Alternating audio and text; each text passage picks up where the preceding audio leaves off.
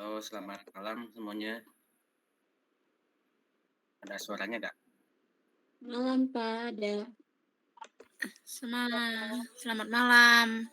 Kedengaran suaranya. Hmm. Oke, dimulai aja ya. Sambil menunggu Selamat juga malam. biar yang lain masuk. Jadi kita sambil berjalan aja. Oke, bismillahirrahmanirrahim. Assalamualaikum warahmatullahi wabarakatuh. Waalaikumsalam warahmatullahi wabarakatuh. Wabarakatuh. Sebelumnya mohon maaf ya untuk pertemuan kemarin tidak bisa dilakukan karena ya waktu minggu kemarin benar-benar gak bisa aktivitas. Ya kemungkinan sih kalau mungkin sih kesalahan diagnosa dokter, jadi kondisi benar-benar menurun tuh waktu minggu kemarin. Kesalahan diagnosa benar-benar langsung yang tadinya udah agak sembuh, down lagi kondisi. Jadinya ke klinik lagi 2 kali. Alhamdulillahnya sekarang udah lumayan mendingan. Udah bisa Alhamdulillah. aktivitas juga. Oke, untuk hari ini kita lanjut seperti biasa ya, pembelajaran kita santai. Teman-teman kalau misalkan mau sambil aktivitas lain silahkan, sambil makan atau ngemil atau apapun silahkan. Yang penting materi yang saya sampaikan bisa dipahami gitu. Kalau misalkan nggak paham boleh ditanyakan, yang nggak pahamnya di mana.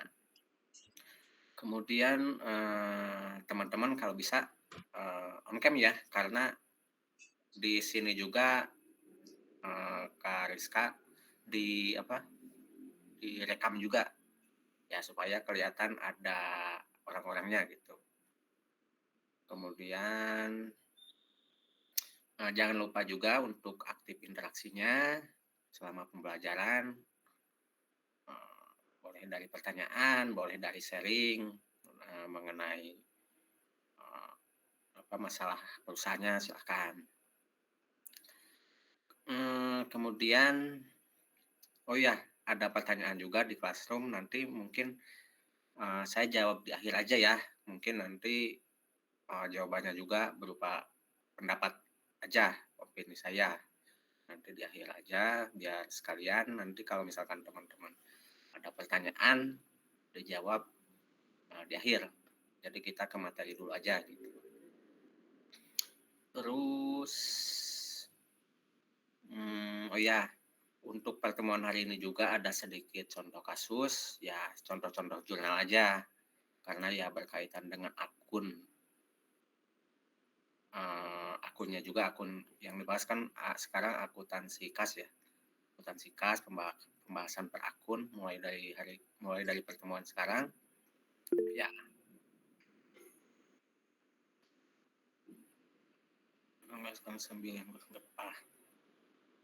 Sebenarnya sih lebih lengkapnya nanti karena ini fokusnya di accounting, jadi akan lebih berfokus ke pembuatan laporan keuangan sih. Tapi nanti itu di akhir nanti ya mungkin mencakup siklus akuntansinya dari mulai transaksi sampai dengan laporan keuangan. Ada yang ditanyakan dulu sebelum kita ke materi?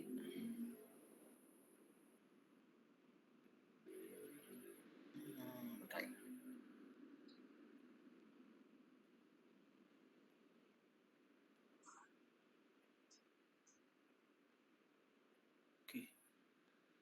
Oke, kita langsung ke materi. Saya izin share screen. PowerPoint.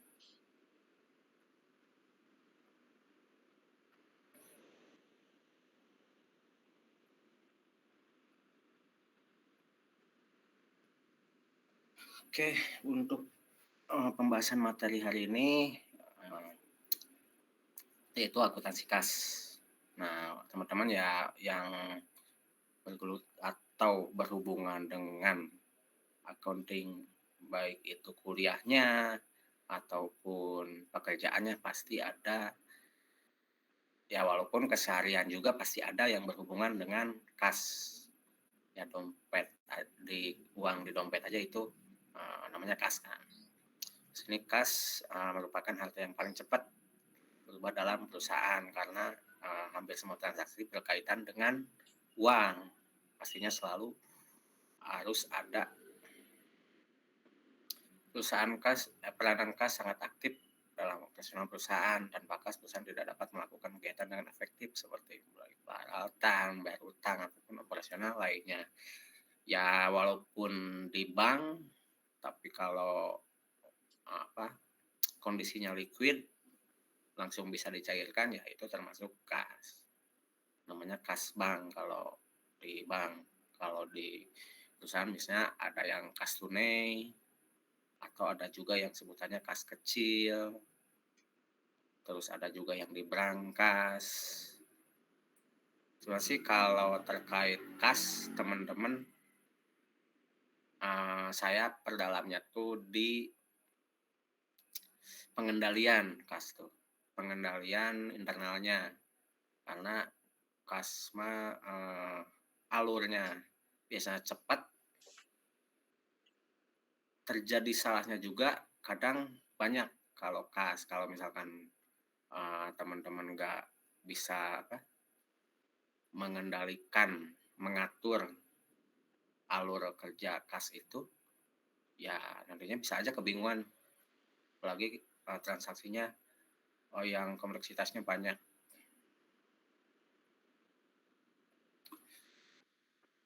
Nah, kemudian lanjut definisi dan komposisi kas. Kas adalah alat pembayaran yang siap dan bebas digunakan untuk membiayai kegiatan umum perusahaan. Kas dapat berupa uang tunai ataupun simpanan pada bank yang dapat digunakan segera dan diterima sebagai alat pembayaran sebesar nilai nominalnya.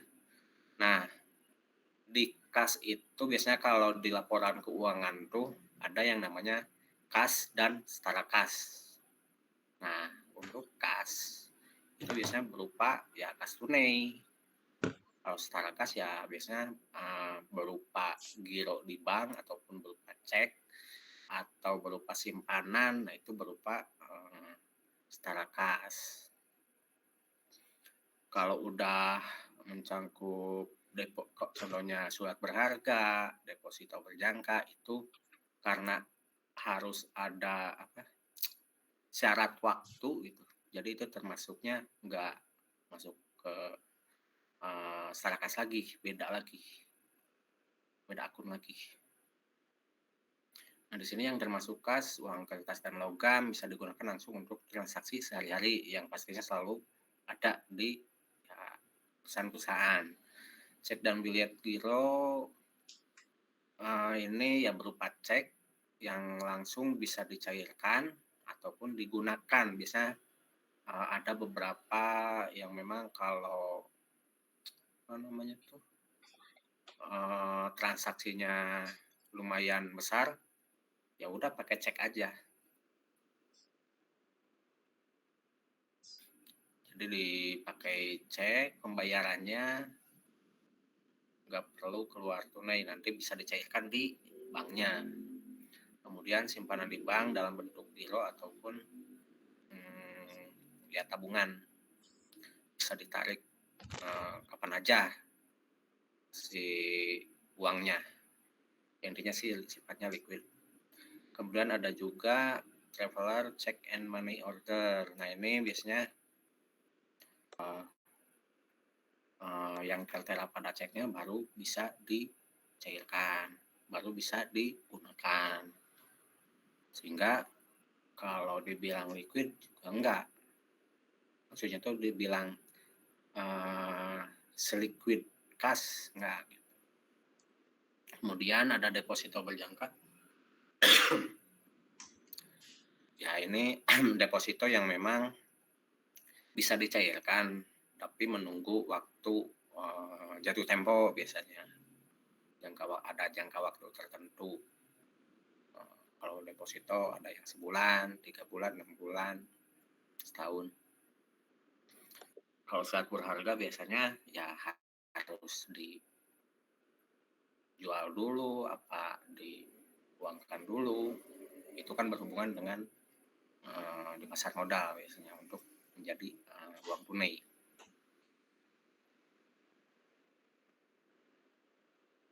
Intinya sih kas tuh yang liquid, yang nggak termasuk kas itu ada syarat-syarat tertentu yang perlu dilakukan saat atau sebelum dicairkan.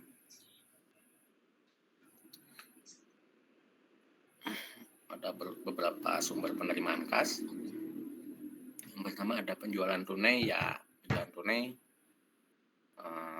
penjualan tunai atas barang dagangan ataupun dibayar atas jasanya. Intinya sih penerimaan kas yang memang diperoleh dari hasil atau berupa pendapatan, entah itu dagang ataupun biasa yang dibayarkan oleh pelanggan atau customer secara tunai. Kemudian ada juga pelunasan atau pembayaran utang dari debitur. Ini intinya sih membayar yang tadinya piutang, adanya piutang, kemudian dibayar oleh debitur tersebut, entah itu karena udah jatuh tempo atau ingin membayar kreditnya. Intinya sih ada kewajiban dari debitur untuk membayar piutang tersebut. Kemudian ada pengambilan utang, ya ini kebalikannya dari tadi lunasan. Intinya sih menerima, memperoleh pinjaman dari orang lain atau pihak kreditur yang memang bisa berupa orang, bisa berupa lembaga, bank. Intinya ada kewajiban membayar dari perusahaannya sehingga didapatkan uang tunai itu. Kemudian ada penambahan modal, ini dari investor atau pemegang saham.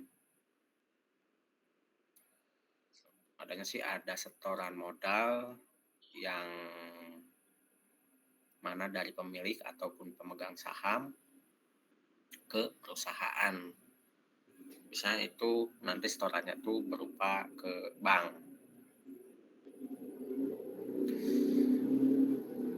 Kemudian lanjut perhitungan dan pemeriksaan kas. Nah ini salah satu pengendalian ya, pengendalian kas. Teman-teman kalau misalkan bekerja di bagian bendahara, bagian keuangan, itu ya intinya ada hubungan dengan fisik uang, itu harus ada pengendalian ini. Ada melalui catatan, ada melalui secara fisiknya. Kedua ini harus selalu ada nih. Sini saldo catatan tuh kas awal bulan ada penambahan selama bulan tersebut dikurangi pengeluarannya. Nah nanti kan ketahuan tuh saldo akhirnya, sehingga tahu historisnya dari catatan pengeluaran ataupun pemasukan kas tersebut gitu. Nah karena udah ada historis tuh, dibandingkanlah nanti dengan fisiknya, pemeriksaan secara fisik. Kalau tadi kan tujuannya tuh untuk mengetahui aliran kasnya, tahu kasnya tuh kemana aja, historisnya tahu, transaksinya kemana aja, hasil dari catatan-catatannya. Nah baru dibandingkan dengan fisiknya tuh di akhir, fisiknya betul apa enggak, menghitung fisik uang tunai yang ada pada berangkas ataupun ya dari berangkas atau dari laci atau dari manapun dihitung semua, dirinci baik itu logam ataupun uang kertas atau instrumen kas lainnya, contohnya berupa apa ya? Contohnya udah dicatat, udah dikeluarkan uangnya, belum diterima bukti apa ya? Bondnya biasanya. Nah, biasanya dicatat dulu tuh. Itu sebagai instrumen kas lainnya karena udah keluar uang sehingga bondnya udah diterima tapi belum dicatat. Nanti kan pasti ada selisih. Nah, itu jadi termasuk kas juga. Nah, setelah ketahuan fisiknya, catatannya juga udah ada, dibandingkan sesuai atau enggak. Nah, nanti kalau misalkan enggak sesuai, berarti ada selisih. Selisihnya dari mana sebenarnya? Pembandingan catatan dengan kondisi kas sebenarnya, intinya itu.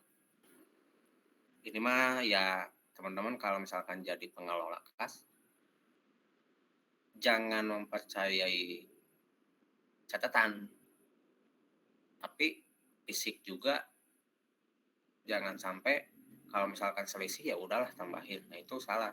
Jadi harus saling membandingkan antara historis dengan keadaan sebenarnya.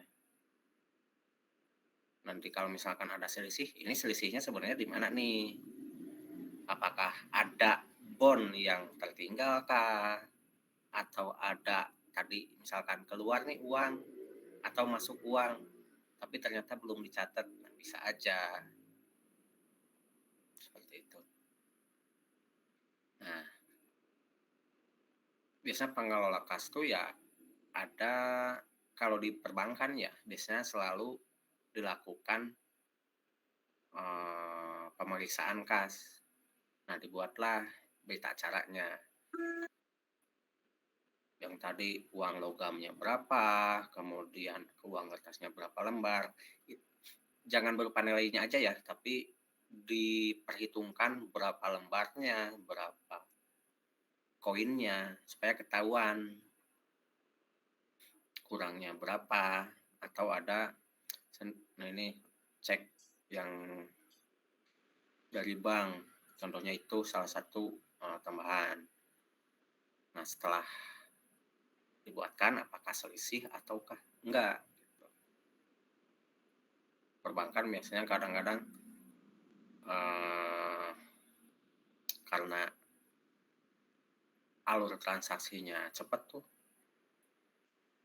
kadang-kadang selisih, apalagi yang memang berkaitan dengan kasnya cepat retail. Nah, apabila ada selisih, gimana sih cara nanganinnya? Nah, yang tadi seperti contoh yang tadi itu, setelah ketahuan selisih, apa sih penyebabnya? Nah, dicari kan. Di sini contoh aja penyebab selisih kas. Ada yang memang kesalahan catat jurnal, berarti itu pencatatannya tuh berarti ada yang salah, kesalahan catatan jurnal. Isinya udah betul sebenarnya, tapi catatan karena salah catat tuh, yang tadinya seharusnya 100.000 tapi tercatat 10.000 misalkan. Jadinya berarti dicatat 10.000 si fisik berarti kelebihan kan. Nah, itu ditelusuri itu betul apa enggak fisik dengan catatan. Kemudian pembulatan nilai recehan. Nah, ini kadang-kadang berbeda apa ya, kembalian, berhubungan dengan kembalian. Misalkan kita membeli, contohnya di retail aja, membeli barang sebesar 17.300. Tapi kalau di retail selalu ada sih. Contohnya di apa deh, perusahaan apa, nggak ada uang recehan nilai 200, 100 yang harusnya dikembaliin sebesar 300. Nah, itu kalau lama-kelamaan kan bisa jadi, ya kalau misalkan terus-terusan selama beberapa transaksi ulangannya, kembaliannya kayak gitu terus, otomatis makin sini makin besar. Nah itu bisa aja terjadi, karena hanya sekedar recehan. Ya kalau ketahuan dari kembalian, ya tinggal koreksi aja. Tapi kalau tahu-tahu kita membandingkan ternyata, hasil dari recehan tersebut misalkan udah puluhan ribu nih, masa dari recehan puluhan ribu karena udah terlalu lama terjadinya, eee, kondisi nggak ada kembalian tersebut, ya terus numpuk. Nah itu yang jadi salah satu penyebabnya sehingga, perlunya pengelolaan. Kemudian yang ketiga adanya uang palsu ya, ini uang palsu karena kalau di perbankan sih ada ini penghitung uang yang bisa tahu bisa enggak. Tapi kalau misalkan, eee, misalkan dagang yang seperti biasa di toko-toko kayak gitu kan belum tentu tuh, bisa aja terjadi. Pada saat di-store ke bank ternyata, ada yang uang palsu, nah itu terjadi selisih ya.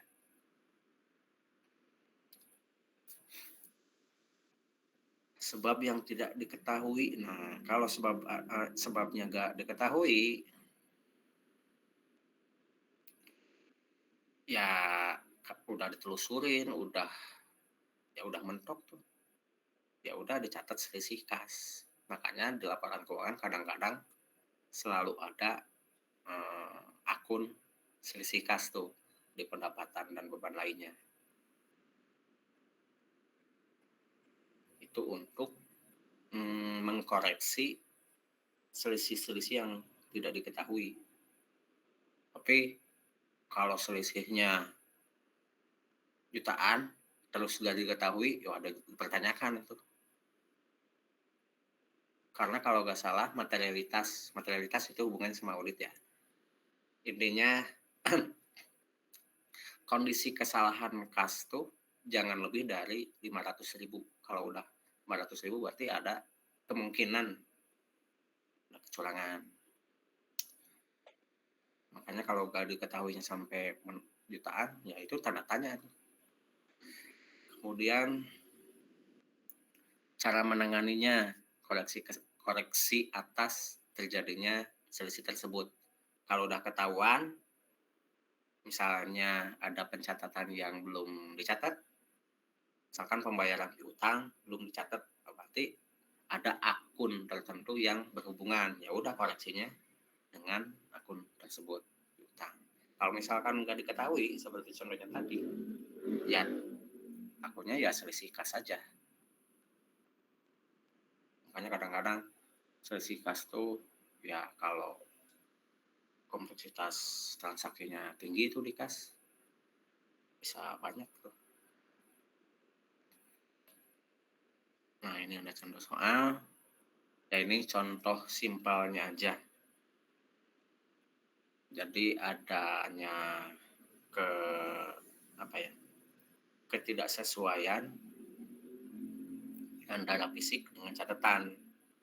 Nah, setelah dilakukan penelusuran, ternyata ada beberapa yang memang berhubungan dengan akunnya, berhubungan dengan apa? Berhubungan dengan akun terkait tertentu. Ini di sini kan ada yang nomor 1 pembelian laptop tuh berhubungan. Nah, berarti ya udah dengan pembelian laptopnya langsung dengan akun terkait langsung atau piutang. Kalau misalkan nggak diketahui, baru dengan selisih kas. Cuman kalau selisih kas ya nggak mungkin lebih, ya nggak mungkin tinggi koreksinya. Paling puluhan ribu.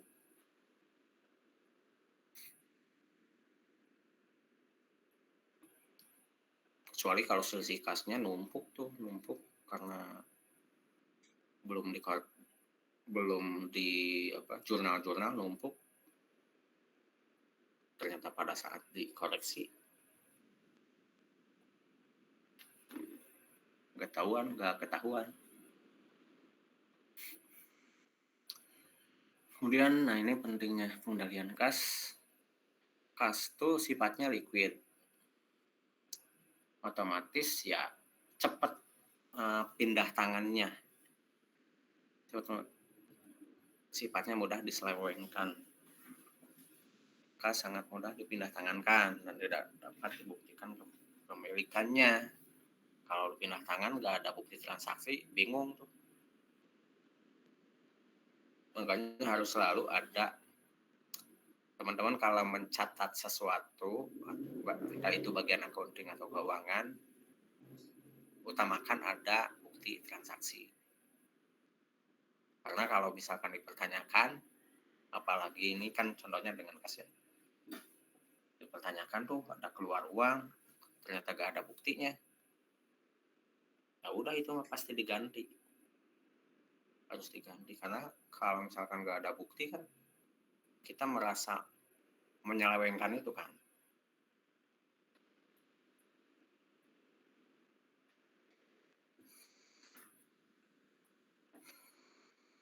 Terus kas menganggur. Nah ini biasanya kas yang menumpuk terlalu besar, jadi tidak produktif, jadi tidak menghasilkan keuntungan. Makanya kalau teman-teman punya kas gede itu ya pasti harus diproduktifkan, jangan diam di ya udah di tabungan, didiamkan di tabungan. Kalau misalkan uangnya memang akan dipergunakan di kemudian hari, ini contoh ininya aja, bukan di perusahaan, di perorangan. Kalau misalkan punya uang yang memang cukup besar, ya produktifkan agar nantinya nilainya juga bertambah. Intinya ada keuntungan dari kas tersebut gitu, nggak hanya diam di tempat. Kemudian ini juga berkaitan dengan arus kas. Arus kas kan salah satunya untuk mengetahui aliran kas, baik masuk ataupun keluarnya. Entah itu arus kas buat operasionalnya sebenarnya bagus, apakah bagus atau enggak, itu dinilai. Kalau misalkan oke, ya udah. Tapi kalau misalkan kok ini untuk operasionalnya merasa kurang disalurkan, kenapa gitu kan, nanti di penilaiannya tuh ke arah mengapa si kasnya diem, nah bisa kayak gitu.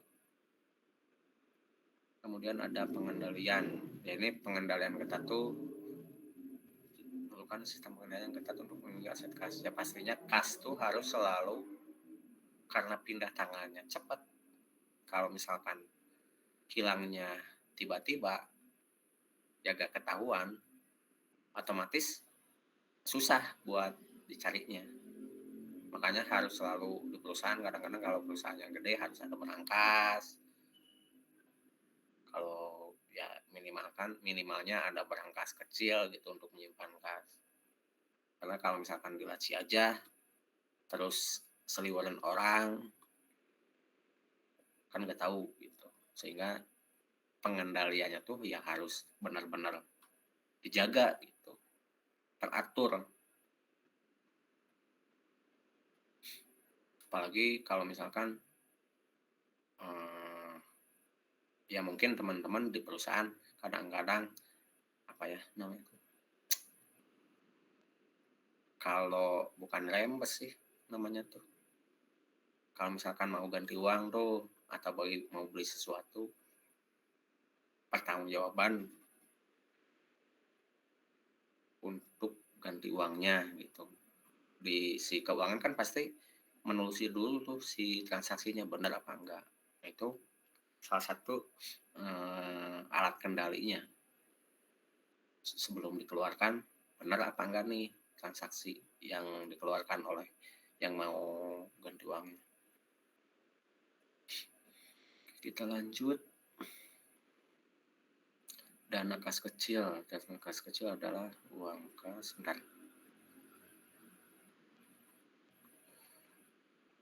Dana kas kecil adalah uang kas yang disediakan untuk membayar pengeluaran-pengeluaran yang jumlahnya relatif kecil dan tidak ekonomis bila dibayar dengan cek. Misalnya dana kas kecil beda untuk masing-masing kebutuhan rutin. Biasanya dana kas kecil tuh di perusahaan di laporan keuangan kadang-kadang ada kas kecil, ada kas tunai. Kas tunai ya sebenarnya sih kadang disebut juga kas kecil, kas besar. Kalau kas besar biasanya di berangkas, atau bisa juga menyebut kas besar, kas bank. Itu gimana apa ya, penyebutan di perusahaannya itu sendiri. Cuman kalau untuk kas kecil biasanya digunakan untuk pengeluaran-pengeluaran operasional yang memang digunakan harus langsung cepat. Seperti itu. Nah, di sini ada 2 metode, ada impres atau ya ada dana yang selalu tetap. Pencatatan hanya saat pengisian kembali berdasarkan bukti.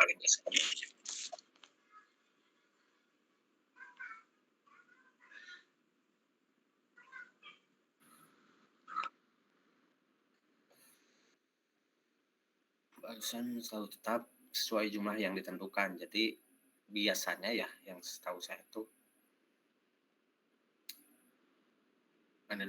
untuk yang kedua sistem fluktuasi. Saldo kas kecil yang tidak tetap, ya ada pengeluaran langsung dicatat kalau ini untuk mengurangi kas kecil. Nah, untuk biasanya ya yang saldo tetap tuh biasanya punya catatan tersendiri. Jadi ada kalau contohnya aja, jadi si perusahaan tuh punya lokasi tertentu. Contohnya konstruksi nih, perusahaan di office. Ada kas kecil, ada kas. Nah, kas kecilnya itu disalurkan tuh ke di lokasi pembangunannya untuk operasional di sana. Nah, otomatis kan pencatatan di office-nya itu ya udah nanti saat pertanggungjawabannya aja. Nanti diganti lagi. Nah, itu biasanya kayak gitu kalau dana sistem impres. Jadi untuk menanggulangi supaya gak terus-terusan minta ke office. Jadi ditetapin di lokasi tempat terjadinya operasional, contohnya itu di pembangunan konstruksi tersebut untuk menanggulangi operasional, ya udah ditetapin tuh misalkan 500.000. Nah, itu 500.000 kalau misalkan ada pengeluaran ya udah dari sana dulu dicatat. Cuman nanti pencatatannya di saat dicatat di jurnalnya ya udah pada saat di office. Ya kalau misalkan lokasinya dekat ya bisa aja menggunakan sistem fluktuasi. Tapi kalau lokasinya jauh kan nggak tahu. Nah, makanya digunakan sistem dana tetap itu. Dicatat pada saat pertanggungjawaban misalnya. Kalau sistem fluktuasi ya udah kalau misalkan ada keluar membeli barang, catat langsung membeli barang, keluar langsung di jurnal di kas kecilnya. Soalnya kadang-kadang kan nanti perbedaannya tuh di tanggal. Kalau sistem impres, sistem dana tetap. di tanggal kwitansinya harusnya tanggal 1 karena pertanggungjawabannya ke office-nya tanggal 10 atau seminggu sekali. Bisa aja si office mencatat sesuai dengan kwitansinya. Kalau di kwitansinya gak ada tanggalnya, kan itu kebingungan juga. Makanya ya udah sesuai tanggal pertanggungjawabannya bisa aja. Kemudian ini perbandingannya. Saldo akun, catatan pengeluaran, pengisian kembali, fokus utama. Nah, inflasi itu untuk pengendalian yang tadi. Kalau misalkannya lokasinya jauh, otomatis kan ya udahlah ini supaya cepat gitu.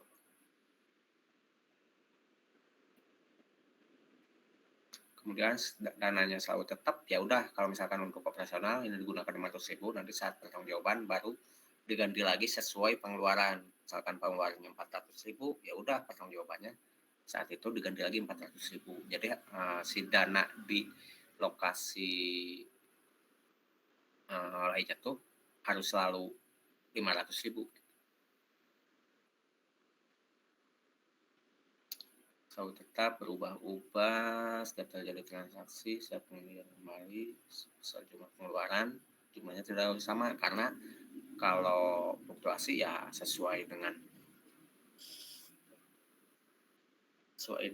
apa, dana keluar, dana masuknya juga ya udah sesuai dananya yang dialokasikan ke kas kecil, nggak harus selalu tetap. Cuman ya kalau fluktuasi up to date. Cuman karena sekarang udah berbasis sistem, tapi kalau basisnya masih manual kan Excel, ya walaupun bisa aja Google Spreadsheet, tapi belum tentu kan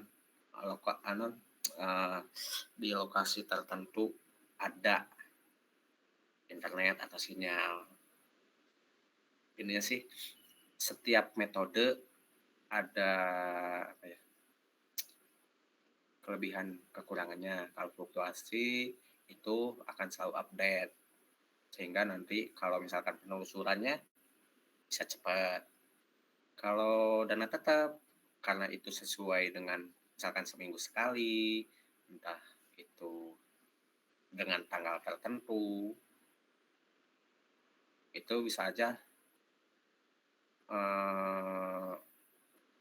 pencatatannya karena beberapa lokasi terlalu banyak, ya bisa aja kan ada kurangnya, ada kurang, ada lebihnya. Nah ini contohkan ilustrasinya ya. Di sini ada penerimaan pengeluaran. Ya, ini mah abaikan aja karena ini mah alokasi akunnya. Misalnya kalau pengelolaan kas ya cukup penerimaan pengeluaran. Nah di sini ada yang pertama dana tetap impres pengeluaran. Nah ini baru dicatat di tanggal 10 sama tanggal 25. Tadi kan ada beberapa transaksi tuh yang seharusnya ini tanggal 3, tanggal 7, baru dicatat tanggal 10 karena ya di jurnalnya saat pertanggungjawaban baru langsung diganti lagi.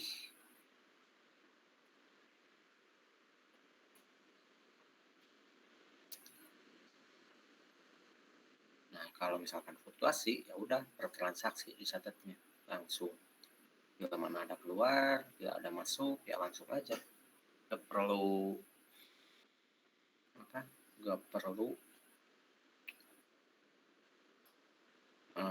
menunggu, langsung ada transaksi, ada bukti, langsung di jurnal aja.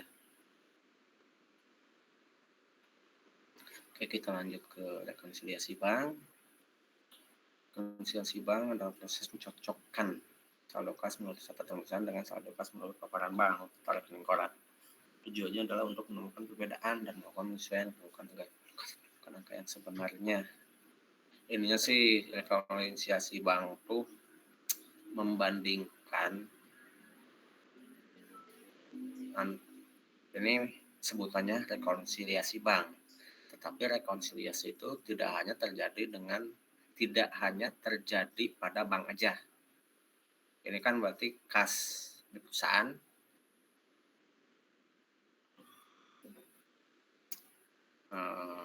tabungan di perbankan. Nah, itu dibandingkan. Tetapi rekonsiliasi juga bisa perbandingan antar perusahaan. Misalkan di perusahaan kita mempunyai utang.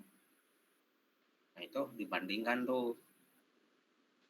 Kalau utangnya di perusahaan A utang ke perusahaan B, berarti di perusahaan B adanya piutang. Itu bisa aja karena untuk menelusuri di rekonsiliasi itu. Biasanya kalau ada antar kerjasama atau ada perjanjian tertentu, misalkan perusahaan A ada kontrak tertentu dengan perusahaan B untuk membayar sekian rupiah dari pendapatan 10% misalkan. Otomatis kan perusahaan B perlu tahu dulu tuh pendapatan di perusahaan A-nya betul apa enggak, sekian, sehingga hasilnya 10% yang udah disetorkan ke perusahaan B dan perusahaan A. Nah, itu dibandingkan, itu yang namanya rekonsiliasi. Intinya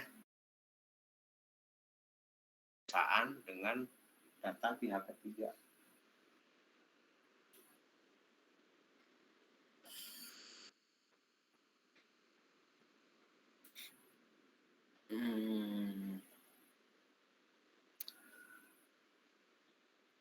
Dibandingkan, kemudian tahu perbedaannya di mana, lakukan koreksi atau penyesuaian, intinya itu rekonsiliasi. Penyebab umum perbedaan saldo. Nah, ini perbedaan waktu, timing difference, setoran dalam perjalanan, deposit in transit. Saat sudah catat, kita bank belum. Biasanya ini perusahaan tuh udah mencatat tuh ada setoran, tapi bank belum prosesnya di besok. Bisa terjadi perpindahan tahun biasanya, atau perbedaan. Kalau laporan keuangan kan per periode ya, per tahun. Otomatis kadang beda-beda angkanya tuh di sana di akhir tahun dan awal tahun.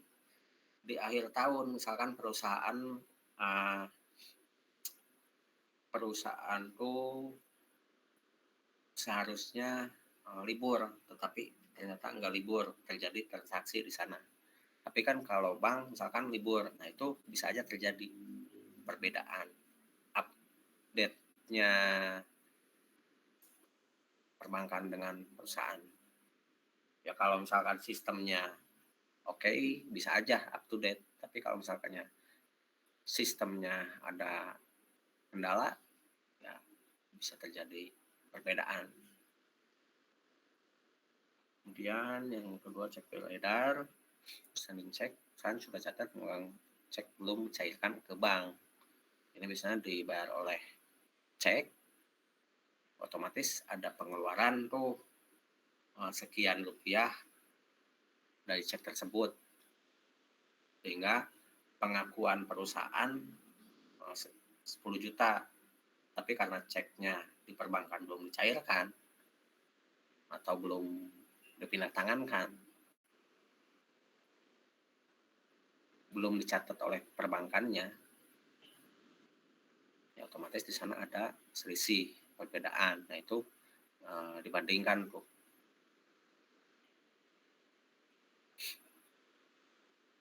Kemudian ini transaksi oleh bank, biaya administrasi dan jasa bank. Nah, ini biasanya yang berbeda tuh di sini.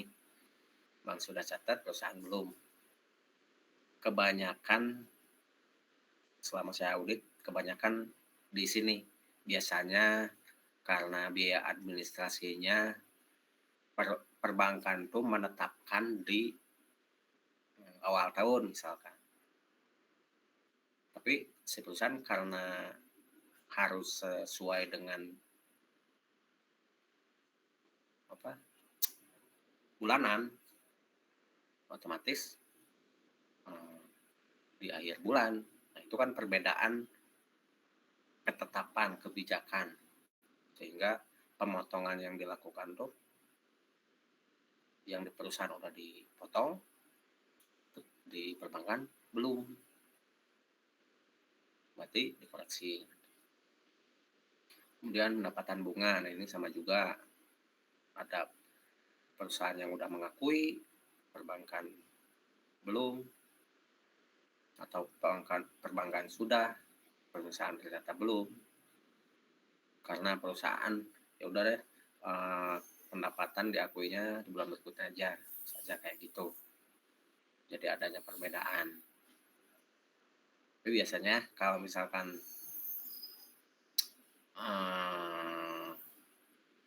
ngikutin prosedur bank biasanya. Karena perbankan mah ya udah kebijakannya pasti sesuai akhir tahun, ya udah di akhir tahun di apa ya namanya cut off. Jadi pendapatan atau biaya jangan lagi terjadi di misalkan di jam 00.01. Kalau udah terjadi 00.01 ke tahun berikutnya misalkan. Kemudian inkaso, bank menagihkan utang perusahaan dari pihak ketiga. Nah ini perbankan udah nyatet, tapi perusahaan belum. Biasanya sih perbankan memberitahu ke perusahaan bahwa telah ada penagihan ke pihak lain, udah dibayarkan, udah menambah rekeningnya, perusahaan perlu mencatat. Kemudian ada juga cek kosong, cek dari pelanggan yang memang ditolak oleh bank karena ternyata si ceknya nggak sesuai atau ada yang kurang dalam prosedurnya, harusnya ada tanggalnya, ini nggak ada, bisa aja.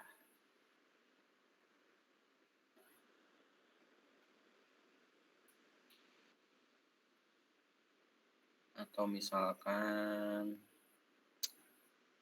saldonya nggak mencukupi, bisa aja. Ini lanjut ke contoh.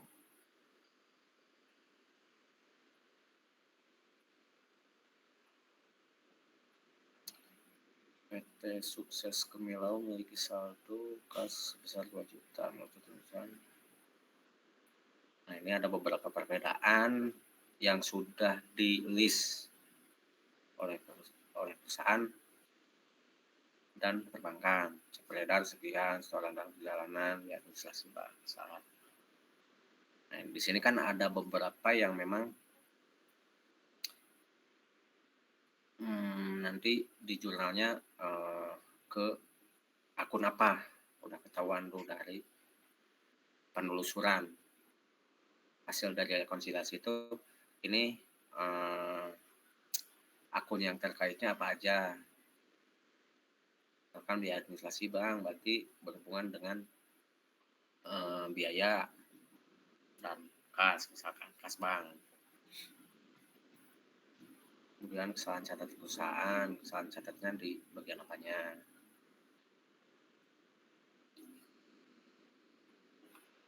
Di sini langsung aja ke rekonsiliasi.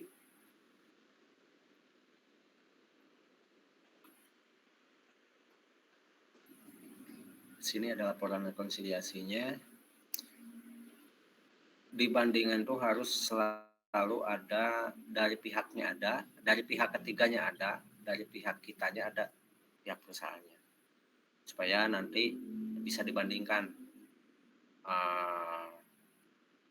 menurut kita itu hasilnya berapa, menurut perbankan hasilnya berapa. Nah, sini kan ada yang memang ditambahin penagihan utang esal 200.000 tadi.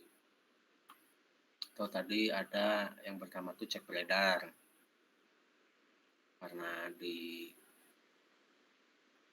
perbankan belum catat, kurangi, tambahkan cek beredar di sini. Kemudian ada setoran dalam perjalanan. Sini. Belum dicatat oleh perbankan. Kemudian tadi ada biaya administrasi bank, kesalahan catat perusahaan, di sini 45.000, kesalahan catatan perbankan 10.000. Nah, baru setelah diketahui hasil dari rekonsiliasi di jurnal oleh perusahaan untuk menyesuaikan dengan perbankan. Tadi ada beberapa yang memang terkait biaya administrasi bank, kemudian tadi kesalahan catat, di kas tuh kas bank ya, kas bank karena berhubungan dengan perbankan, sehingga rekonsiliasi bank. Kemudian ada yang berhubungan nanti utang usaha, utang wesel. Pastinya kalau rekonsiliasi bank udah pasti ketahuan akun yang terkaitnya tuh akun apa. Mungkin untuk materi seperti itu, intinya sih kalau untuk pengendalian untuk kas tuh kas tarakas yang teman-teman dalam itu pengendalian kas perlu paham mengenai membandingkan antara fisik dengan catatan yang tadi. Membandingkan fisik dengan catatan. Hasil berupa dokumentasinya itu berita acara dengan lampiran dari hasil perhitungan fisiknya. Kalau berupa catatan berarti kan ada total jumlahnya tuh fisiknya ketahuan sekian sehingga didokumentasikan. Hasil dokumentasinya tuh biasanya berupa berita acara yang nantinya ditandatanganin oleh pengelola sama penanggung jawab. Misalkan penanggung jawab itu apakah penanggung jawabnya kepala cabang atau cukup dengan kalau misalkan di perbankan pengelolanya tuh teller. Nah, otomatis biasanya kalau yang bertanggung jawab atas pengelolaan keuangan tersebut siapa di sana nanti yang tanda tangan. Nah, nanti setelah tanda tangan dokumentasikan. Soalnya audit pun seperti itu, berita prosedur mengenai pengecekan kas. Pengendalian kas itu kemudian mengenai kalau secara teoritis dana tetap dan dana fluktuasi atau dana tidak tetap tuh ya teman-teman harus menyesuaikan. Karena di sana walaupun dua metode ada kelebihan kekurangan, ya teman-teman harus bijak mana yang memang perlu dengan metode impres, mana metode yang dengan fluktuasi. Tadi kan contohkan menggunakan dana tetap karena lokasi di operasional.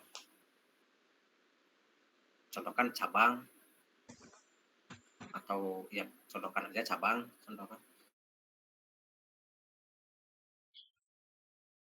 dapat sinyal, nggak bisa dapat internet, nggak ada, intinya sih nggak bisa masuk sistem. Otomatis kan daripada ribet terus karena susasinya malah jadi apa ya? Malah jadi permasalahan. Ya udah sistemnya ya pencatatan manual dengan dana tetap itu. Jadi ada selalu pertanggungjawaban seminggu sekali pusat. Contohnya seperti itu.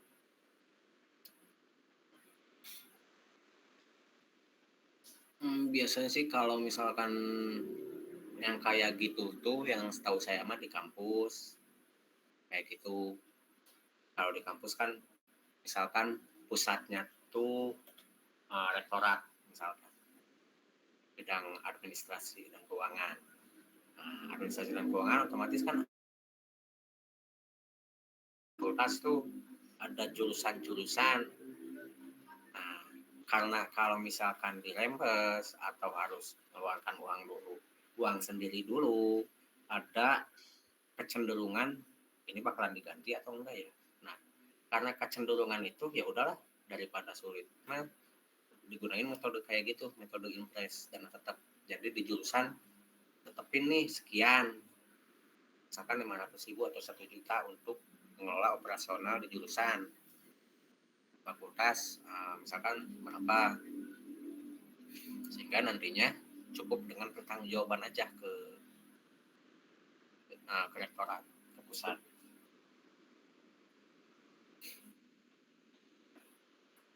Contoh di lapangannya yang saya tahu seperti itu biasanya konstruksi lagi. Kemudian ada yang ditanyakan nggak teman-teman? Rekonsiliasi udah. Rekonsiliasi sih simpel.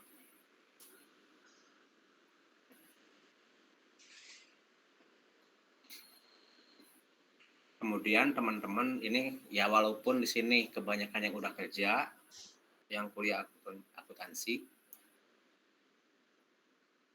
seandainya teman-teman punya usaha, harus dibedain antara kas pribadi dengan kas perusahaan. Karena cenderung bakal ribet kalau disatuin.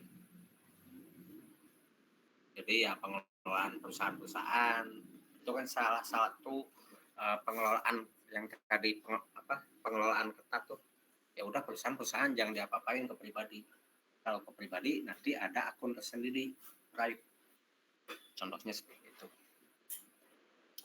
Oke, kalau nggak ada pertanyaan lanjut dari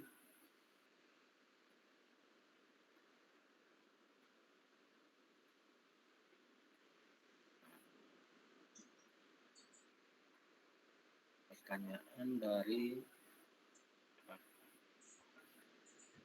Dian Yulianti. Selamat sore kakak, saya Dian izin bertanya. Di dalam akuntansi sesuai dengan PSAK saat ini boleh tidak di tahun yang sama suatu perusahaan menurunkan nilai modal dan membagikan dividen atas RE tahun 2024 kepada pemegang saham.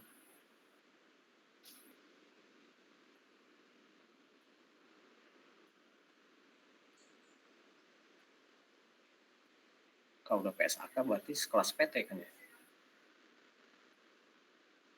Ini contoh apa ya? Contoh realnya Dian ya? Ada gak orangnya? Nah, ada Dian gak? Oh gak masuk ya? Dian Yulianti. Ya udah jawabnya pada saat ada Dian aja ini mah.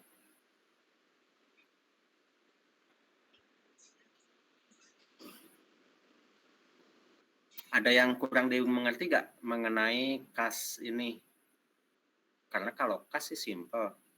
Yang tadi aja yang dalam metode rekonsiliasi sama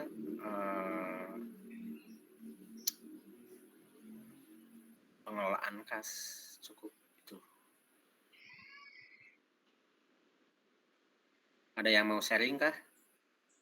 Waktu lumayan masih banyak nih.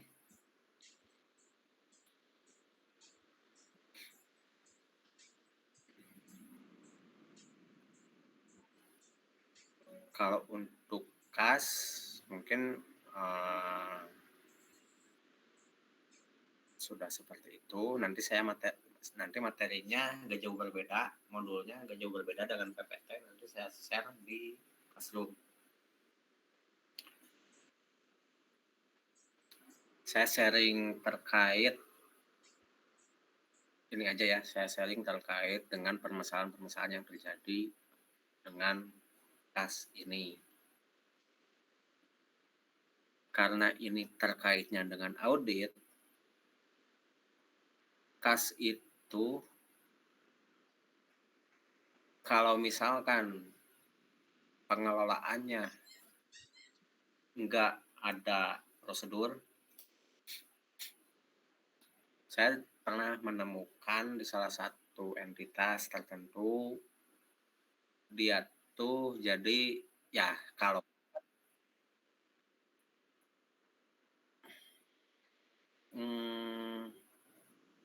kira-kira ada soal yang bisa dikerjakan tidak Kak selain contoh tersebut? Saya tanya balik deh, contohnya yang mau kayak gimana? Soalnya kalau mengenai soal, karena kita kan di sini pastinya berkaitan dengan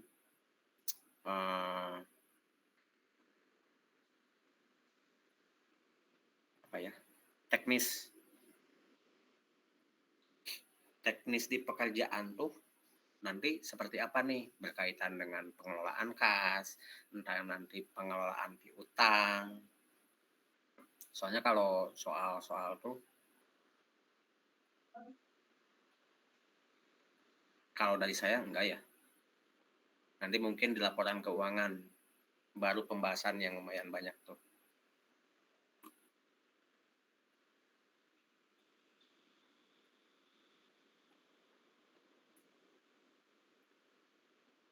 Ya paling kalau pengelolaan tadi contoh-contoh aja sih. Kebanyakan permasalahan di kelas tuh di pengelolaannya. Oke, lanjut lagi sharing yang tadi. Pernah terjadian di salah satu entitas, jadi dia tuh memalsukan dokumen transaksi. Jadi ada pengeluaran sekian. Jadi pemalsuan dokumennya itu ya udah dipalsukannya itu sesuai benar-benar sama dengan bukti transaksi dari pihak ketiganya. Nah, otomatis kan kalau misalkan berdasarkan bukti transaksi itu enggak, ya accounting percaya aja karena sama kan. Nah, solusinya karena berkaitan dengan kas atau ada pihak ketiga yang terlibat, biasanya ada prosedur konfirmasi. Kalau audit ya. Nah, kalau di perusahaan itu gimana perusahaannya? Entah itu meminta rekening koran kalau berkaitan dengan perbankan. Jadi nanti disamakan tuh rekening koran dengan catatan, karena catatan kan tadi ada pemalsuan tuh. Otomatis pemalsuan itu kedeteksi hanya di internal perusahaan. Perbankan nggak akan tahu tuh. Yang penting kan ada pengeluaran, bukti di banknya ada. Nah, sehingga karena ada pemalsuan dokumen tersebut, pemalsuan dokumen bukti transaksi, ada ketidaksesuaian. Nah, di perbankan sekian, di perusahaan sekian. Ternyata di perusahaan tuh lebih kecil daripada di perbankan. Otomatis bukti yang paling kuat tuh dari perbankan, dari pihak luar, dari pihak ketiga. Nah, karena adanya, ya sebelumnya belum ketahuan tuh adanya pemalsuan bukti transaksi. Ketahuannya tuh setelah ada bukti fisik dari perbankan, saldonya sekian, oh kok beda, nah baru ditelusuri itu. Nah penelusurannya juga pasti berkaitan dengan penanggung jawabnya, penanggung jawab kasnya siapa. Nah makanya kenapa teman-teman harus benar-benar ketat dalam pengelolaan kas itu ya seperti itu. Kita bisa memasukkan, ya kalau misalkan pemalsuannya itu untung dengan pemalsuan dari bukti dari perbankan. Kalau pemalsuannya ada perusahaan yang nggak menerbitkan kwitansi, nah itu karena bukti paling kuat kan harus bukti dari pihak ketiga. Nah, itu bakalan kesulitan nggak kalau pengelolaannya nggak teratur. Intinya sih pengelolaan kas itu harus selalu ada standar yang diberlakukan di perusahaan. Setiap akun sih piutang harus ada, apalagi piutang berkaitan dengan kontrak-kontrak tertentu. Nanti mungkin saya sharing juga di piutang.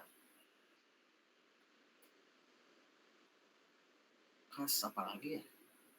Mungkin ada pertanyaan nggak?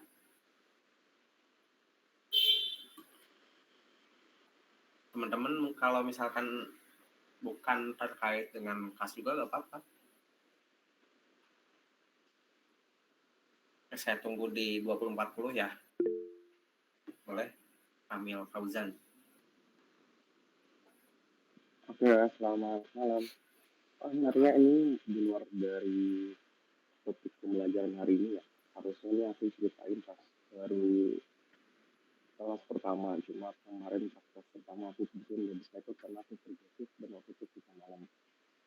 Gini, jadi kan aku itu lulusan di 3 akuntansi ya. Tapi pas aku kuliah itu pas awal COVID, jadi tuh masuk tuh cuma sampai semester 2 awal, sisanya itu online dan balik-balik offline lagi itu pasti sudah doang. Jadi pas lama kuliah itu juga disambi kerja. Jadi pas lulus kerja pun aku nggak punya pengalaman sebagai akuntansi gitu. Jadi susah buat apa namanya itu cari kerja di akuntansi, bahkan pengalaman magang aja nggak ada gitu. Nah pengen itu selama ini cuma kerja di restoran kan, cuma kerja di F&B. Pengen rasanya tuh kayak switch karir dari F&B ke bagian accounting.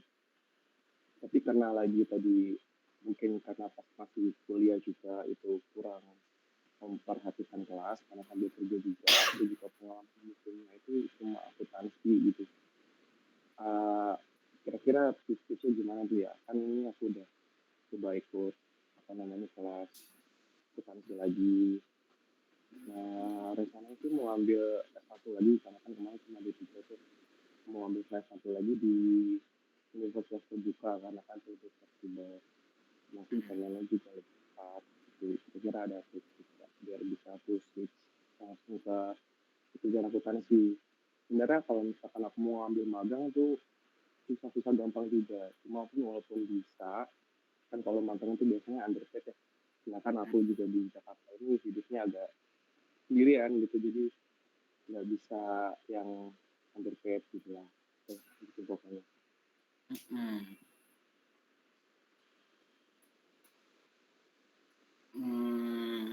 Berarti lulusnya setelah COVID 2022 ya? Angkatan 2019 ya? Betul. Kalau dari D3 ya, berarti D3 seharusnya sih kalau D3 ada apa ya, magang di lapangannya. Tetapi kalau dari saya sih tips untuk akuntansi itu teman-teman ya sebenarnya sih kalau untuk benar-benar mendalami mengenai aturan saket sekarang kalau tahun kemarin masih saketap, sekarang udah SAKEP, terus ada PSAK. kalau di pemerintahan ada SKP. Nah, itu kan udah benar-benar harus intinya sih sekelas manajer ya pasti mungkin harus tahu tuh mengenai aturan-aturan itu. Tapi kalau untuk sekelas staf untuk pencatatan, menurut saya pribadi teman-teman perdalamnya tuh di jurnal paham transaksinya. Jadi jurnalnya tuh apalagi teman-teman kalau misalkan tahu mengenai sistem-sistem akuntansi itu lebih bagus tuh. Misalkan sekarang sistem Accurate, kemudian Zahir dan lain sebagainya, ataupun ada sistem perpajakan, nah, itu bisa ya Cortex yang sekarang itu bisa jadi value tersendiri kalau misalkan teman-teman mau terjun di bidang accounting, karena itu kalau bagi saya itu bukan dasar ya, bukan apa ya, butuh, wajib. Kalau Accurate dan Zahir sih itu nilai tambah, kalau Cortex itu mungkin wajib, sehingga perlu tahu sedikitnya tentang isi atau dalamnya Cortex itu ya tahu gitu ya, siapa tahu nanti kalau misalkan di interview ditanyain kan, karena perusahaan-perusahaan sekarang pun pasti sudah perlu karyawan yang memang tahu Cortex, sehingga nanti diarahkannya bisa lebih cepat, karena perusahaan perlu karyawan yang memang sudah langsung cepat belajar kan. Itu satu sistem. Yang kedua, yang tadi jurnal, tahu menjurnal mana. Jadi setiap ini di accounting ya, kadang rata-rata di perusahaan pun kadang ada yang memang karena adanya targetnya tutup kas atau tutup buku, sehingga di jurnalnya tuh ya jurnal satu kolom, debit aja, kredit aja untuk membalanskan laporan keuangan. Kadang-kadang seperti itu. Nah, teman-teman jangan seperti itu nanti kalau misalkan bekerja di accounting. Jadi harus tahu nih selisihnya di mana sebenarnya, sehingga tahu mengenai penelusuran tuh ya harus tahu. Penelusuran tuh cukup dengan teman-teman wajib tahu mengenai siklus akuntansi dari mulai transaksi ke laporan keuangan. Nah, kalau penelusuran kan otomatis selisih di laporan keuangan pasti penelusurannya tuh ke awal ke transaksi. Nah, karena selisihnya di laporan keuangan berarti dicari tuh laporan keuangan kan dasar dari masuknya angka itu dari mana.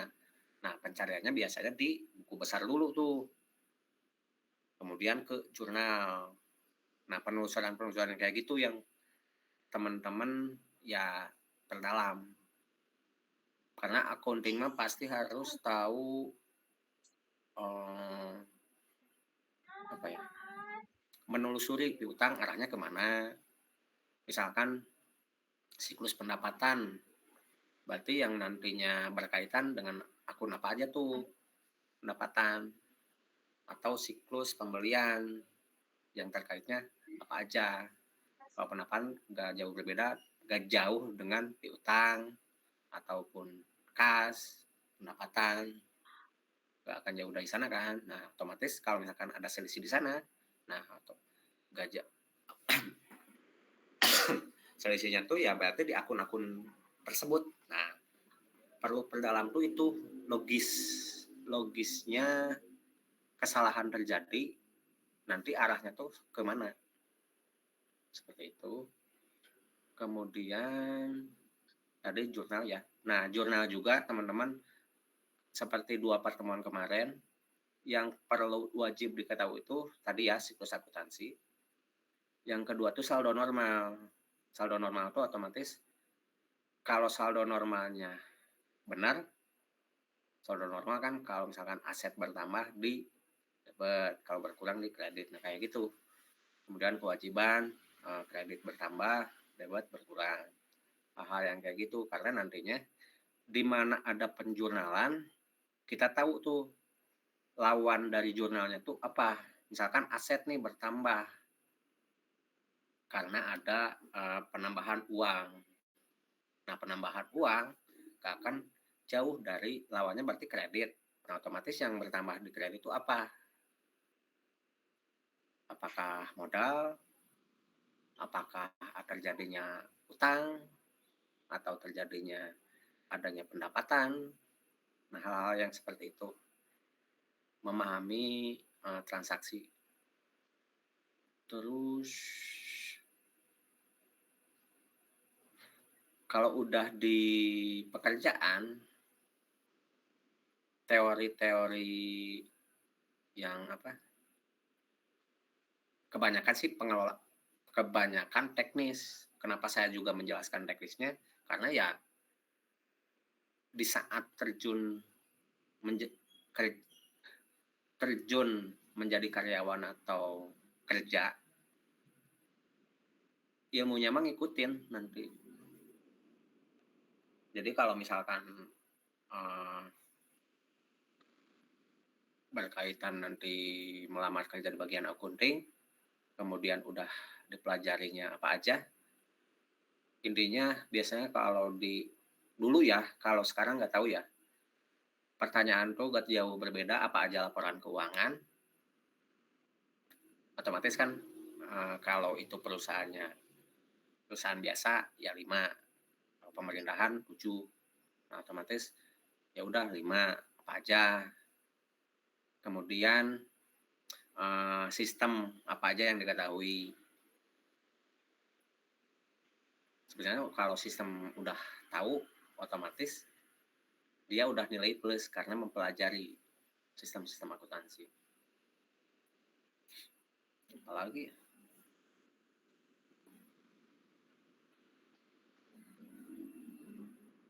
karena kondisinya dulu COVID, kebanyakan kalau kuliah tuh ya agak jauh berbeda dengan materi yang saya sampaikan juga.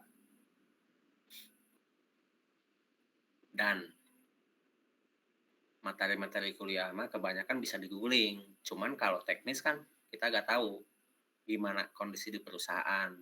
Makanya saya memperdalam contohnya yang tadi kas, gimana cara pengelolaannya, apa yang memang ada biasanya di sana. Seperti tadi di perbankan ada berita acara kas. Terus gimana cara rekonsiliasi. Lebih ke hal-hal yang teknis. Saldo normal, siklus akuntansi, siklus yang berkaitan, pendapatan, biaya pembelian.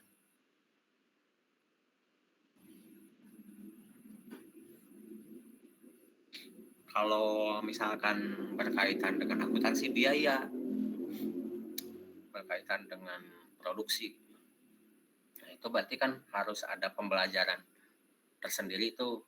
Nah itu mah kalau job desk-nya terkait dengan akuntansi biaya, ya udah pelajarin di akuntansi biaya.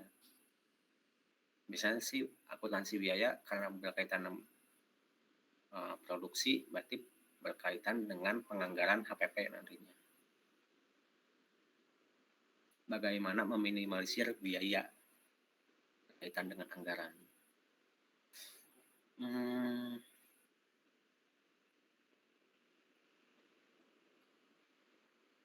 Terus akuntansi itu banyakin latihan aja permasalahan yang terjadi. Karena di perusahaan pun kadang-kadang bisa nggak sesuai teori. Nah itu yang kadang membingungkan tuh. Karena kan misalkan nih, yang disulitnya di akuntansi itu. Akuntansi pajak dengan akuntansi secara umum tuh bisa berbentrokan. Yang ini sesuai peraturan perpajakan, yang ini sesuai peraturan PSAK. Cuma makanya ada laporan komersil, ada laporan fiskal. Nah itu bisa jadi nilai tambah juga kalau misalkan bisa untuk menelusuri koreksi fiskal. Intinya sih seperti itu. Kalau di akuntansi buat saya pribadi jurnal, bisa ngejurnal, tahu laporan keuangan, tahu siklus, tahu saldo normal. Karena kalau udah tahu saldo normal bisa ngejurnal. Kalau udah bisa ngejurnal berarti udah bisa buat laporan keuangan. Menurut saya ya. Karena kalau udah ngejurnal ke buku besar tuh ya tinggal buat sesuai biasanya kalau Excel dilink-linkkan, melingkan Excel, melingkan kolom. Seperti itu. Itu kira-kira masih ada possibility nggak sih kalau misalkan aku karir sekarang kan juga diingat umur juga sekarang tahun ini 26 kita nih belum punya pengalaman sama sekali di bidang akuntansi, pengen coba terjun ya walaupun cuma entry level gitu, kira-kira masih possible nggak? Boleh dari awal. Ada barusan ininya kurang kedengeran soalnya. Kira-kira berarti masih possible nggak ya kalau misalkan aku mau mencoba untuk menjadi seorang akunting walaupun cuma entry level, dimana juga umur saya sekarang udah di angka 26 tahun ini bersaing sama anak-anak akuntansi yang mungkin baru lulus kuliah yang masih umur 20-an ke bawah, itu masih possible nggak? Menurut saya enggak, ya impossible atau enggak, ya masih bisa. Kalau intinya sih kalau akunting tuh kalau punya ilmu yang mencukupi di job desk-nya itu ya bisa aja. Cuman ya tergantung lagi perusahaan yang membutuhkan. Karena kalau ya nggak tahu ya di Indonesia tuh harus ada batas umur kah kayak gitu. Cuman kalau dari saya kalau punya pengalaman misalkan di F&B ada yang terkait dengan akuntansinya atau contohnya pengalaman yang sekarang di kelas itu bisa jadi nilai tambah juga ya. Masih bisa sih kalau menurut saya apalagi masih di umur 26, kecuali kalau umurnya mungkin 40. Kalau 40 ilmu di staff tuh ya menurut saya agak kurang kurang pas. Kalau umur 40 tuh udah sekelas manajer. Kalau umur 26 ya masuk di accounting, masih berkarir dari bawah, dari staf accounting itu bisa-bisa aja. Umur 26. Juga saya juga masih bimbang nih antara ikut bootcamp atau mungkin coba lanjut ke S1. Kira-kira di rekomendasi yang mana? Kalau misalkan ikut S1 ini kan berarti kan punya gelar lebih. Cuma kan kalau misalkan ikut bootcamp itu potensi masuknya itu lebih besar. Kira-kira lebih bagus yang mana? Bootcamp? Apa bootcamp? Apa? Bootcamp. Ya jadi sempat ada nerima info kalau misalkan ikut bootcamp itu bisa terima kerja sebagai apa yang diikutin di kelasnya gitu loh. Nah, Dara tertarik juga sama itu. Cuma lebih juga mempertimbangkan lagi untuk ambil kuliah S1 gitu sih Pak. Bentar, baru dengar yang pertama itu. Jadi kayak ikutan kelas gitu ya, ikutan kelas nanti bukan dialokasikan, ditempatkan gitu. Ya, jadi yang info yang saya dapat itu bootcamp itu selama 9 bulan. Di 3 bulan pertama itu belajar di kelas itu 3 kali seminggu. Nanti di 3 bulan kedua itu dicarikan magang karena mereka juga punya oh iya kan ibaratnya koneksi buat ke perusahaan-perusahaan gitu, jadi pasti tempatkan magang, nah sama nanti di bulan 3 yang ketiga, itu nanti dibantu buat cari kerja, sekaligus juga dibantu cara diskusi, interview, dan portfolio atau segala macam kayak gitu. Sebenarnya lebih, kalau saya pribadi mikirnya itu lebih masih masuk akal, masih bisa lebih mungkin gitu ketimbang saya ambil S1 lagi. Cuma kalau misalkan saya nggak ngambil S1, apa namanya, gelar saya ya cuma sampai D3 gitu aja sih. Itu masih Berarti banyak pertimbangan sih. ah, pertimbangannya berarti kalau bagi saya ya, seandainya saya di apa keadaan Kamil ini, kalau saya sih memilih kalau misalkan benar-benar perlu banget kerja, berarti otomatis karena S1 mah bisa dilanjut di tahun-tahun kapanpun ya bisa aja gitu. Tapi kalau misalkan di sini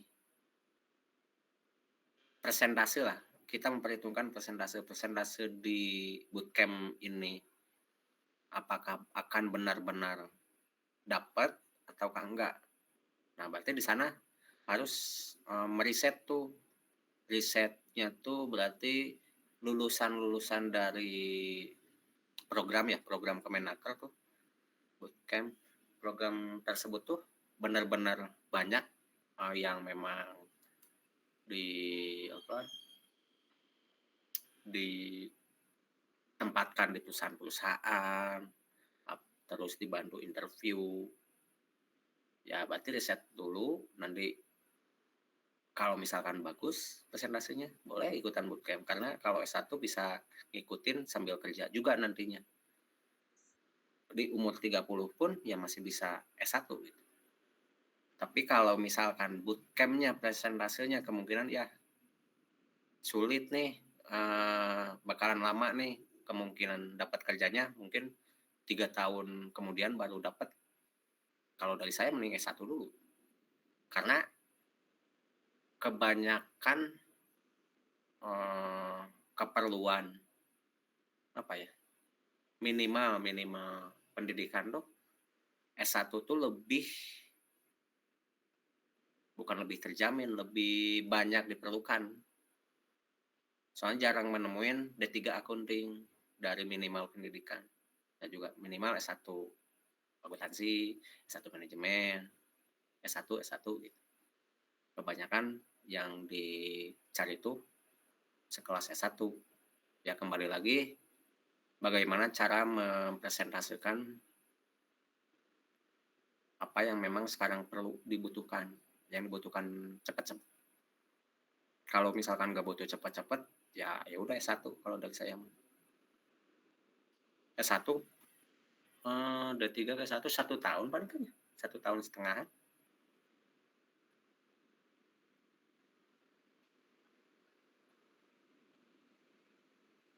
Kayak gitu paling.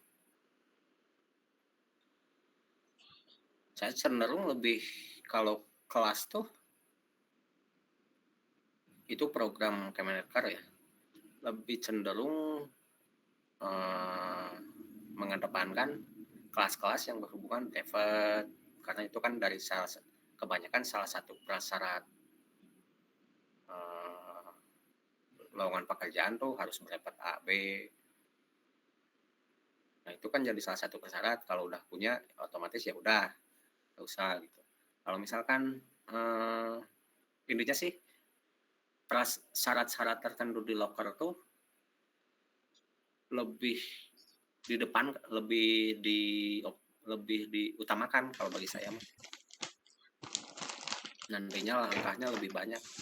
Misalkan S1 akuntansi akan lebih banyak gitu. Soalnya saya juga baru tahu nih ada program Kemenaker bootcamp, udah lama juga ternyata.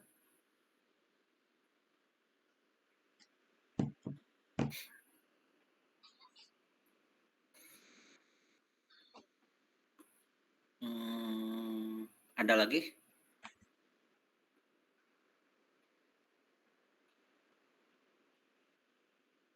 Kalau umur masih muda mending S1 kalau saya.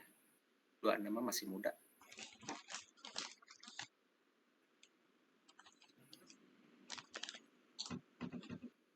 Kecuali kalau udah umur 30 tuh udah bingung tuh pasti. Umur 30 tuh. Udah mulai bingung.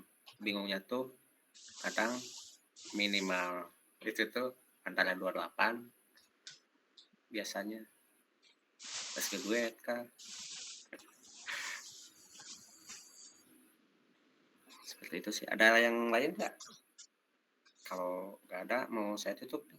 Intinya sih yang tadi ya yang saya sampaikan. Kalau teman-teman paham perdalam yang saya perlu perdalam, baik itu di teorinya mengenai siklus akuntansi, saldo normal ataupun di akun kas, mengenai pengelolaan kasnya kayak gimana, kemudian apa yang mungkin prosedur-prosedur atau SOP yang ada di perusahaan. Berita acara pun itu ya mungkin di sebagian perusahaan ada. Kalau di perbankan udah pasti ada. Kalau di bagian perusahaan ya tergantung SOP-nya ada atau enggak. Seperti itu. Kalau kas rekonsiliasi ya udah. Oke, mungkin kalau nggak ada yang ditanyakan lagi untuk pertemuan hari ini dicukupkan sekian. Karena tadi Dian nggak ada ya. Dian. Nggak ada, jadi saya jawabnya nanti kalau misalkan ada Diannya. Biar pertanyaannya tertuju tuh ke penanya. Oke, untuk pertemuan hari ini kita cukupkan sekian. Untuk materi nanti saya sampaikan di Classroom. Mohon maaf kalau misalkan penyampaian materinya kurang, karena kecepatan ya mungkin ya. Tadi seharusnya sampai jam 9, tapi setengah 9 sudah selesai ternyata. Oke, terima kasih teman-teman yang sudah hadir. Assalamualaikum warahmatullahi wabarakatuh. Waalaikumsalam warahmatullahi wabarakatuh.